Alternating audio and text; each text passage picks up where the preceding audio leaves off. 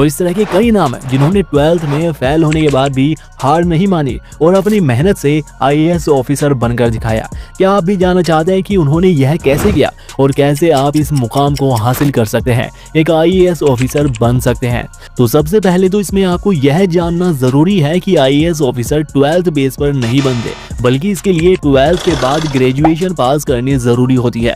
फिर ग्रेजुएशन आप किसी भी विषय से करें, कोई भी कोर्स करें, और ग्रेजुएशन में आपके कितने भी नंबर आए हो, कितनी भी परसेंटेज आई हो, ये मायने नहीं रखता, सिर्फ ग्रेजुएशन पास होना जरूरी होता है।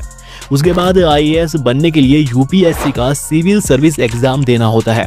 अब यूपीएससी होती है यूनियन पब्लिक सर्विस कमीशन, जो कि देश के अलग अलग विभागों में अधिकारियों का चयन करती है, उनके लिए एग्जाम कंडक्ट करवाती है। और इसके अंतर्गत भी 3 सर्विसेज आती है, all India civil service, group A civil service और ग्रुप बी सिविल सर्विस। तो जो आईएएस का पद होता है वो ऑल इंडिया सिविल सर्विस यानी पहले नंबर वाली सिविल सर्विस के अंतर्गत आता है। इसके बाद अगला पॉइंट है कि आईएएस ऑफिसर बनने के लिए ग्रेजुएशन पास होने के साथ साथ उम्र 21 से 32 साल के बीच में होनी चाहिए, जो कि जनरल कैटेगरी वालों के लिए है। अगर ओबीसी से आप आते हैं तो उसमें आपको 3 साल की रियायत मिल जाती है, यानी ओबीसी वालों के लिए आयु सीमा 21 से 35 साल के बीच में होनी चाहिए।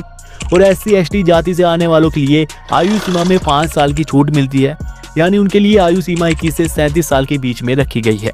लेकिन उम्र सीमा के साथ साथ आईएएस का एग्जाम देने के लिए एक और क्राइटेरिया होता है। अपनी मर्जी से जितनी बार चाहे उतनी बार आप इस एग्जाम को नहीं दे सकते, इसका एक क्राइटेरिया है। जनरल कैटेगरी वाले 21 से 32 साल के बीच इस एग्जाम को सिर्फ 6 बार ही दे सकते हैं। ओबीसी जाति वाले इस एग्जाम को 21 से 35 साल के बीच सिर्फ 9 बार ही दे सकते हैं। लेकिन एससी एसटी जाति से जो आते हैं उनके लिए कोई लिमिट नहीं होती, उनके लिए पूरी छूट है, 21 से 37 साल के बीच में जितनी बार चाहे इस एग्जाम को दे सकते हैं। इसके बाद इस आईएएस के एग्जाम को 3 पार्ट में डिवाइड किया गया है, प्रारंभिक परीक्षा, मुख्य परीक्षा और फिर इसमें इंटरव्यू लिया जाता है। तो अब प्रारंभिक परीक्षा में 2 पेपर लिए जाते हैं। पहला पेपर होता है जनरल स्टडीज का, जिसमें 200 नंबर के 100 प्रश्न पूछे जाते हैं। सभी ऑब्जेक्टिव टाइप प्रश्न रहते हैं। यह 2 घंटे का पेपर होता है और 1/3 इसमें नेगेटिव मार्किंग होती है। दूसरा पेपर होता है सिविल सर्विस एप्टीट्यूड टेस्ट का, जिसमें 200 नंबर के 80 प्रश्न पूछे जाते हैं। ये भी ऑब्जेक्टिव टाइप रहते हैं। 2 घंटे का इसमें समय दिया जाता है और 1/3 नेगेटिव मार्किंग होती है। इन 2 पेपर में से जनरल स्टडीज के नंबर मेरिट लिस्ट में जोड़े जाते हैं, जबकि सिविल सर्विस एप्टीट्यूड एक क्वालिफाइंग टेस्ट होता है, जिसके नंबर मेरिट लिस्ट में नहीं जुड़ते, लेकिन ये पास करना जरूरी होता है, तभी मुख्य परीक्षा दे पाएंगे। और इसमें भी कम से कम 33% नंबर लाने जरूरी होते हैं। उसके बाद मुख्य परीक्षा ली जाती है, जिसमें लगभग 9 पेपर होते हैं। शुरुआत में 2 पेपर लैंग्वेज के होते हैं, जिसमें एक अंग्रेजी भाषा का तो कंपलसरी होता है और दूसरा कोई भी भाषा आप उसमें चुन सकते हैं। ये दोनों पेपर 300-300 नंबर के होंगे और दोनों में 3-3 घंटे का समय दिया जाएगा। इसमें कोई भी नेगेटिव मार्किंग नहीं होती।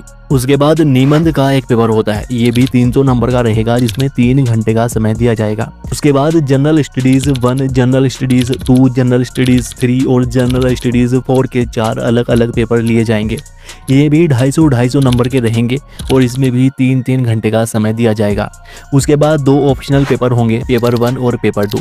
ऑप्शनल इसलिए कि इनमें आप कोई भी विषय चुन सकते हैं जो भी आपका पसंदीदा हो, फिर उसी विषय से इसमें प्रश्न पूछे जाएंगे। ये भी 250 नंबर के होंगे और 3-3 घंटे का इसमें समय दिया जाएगा।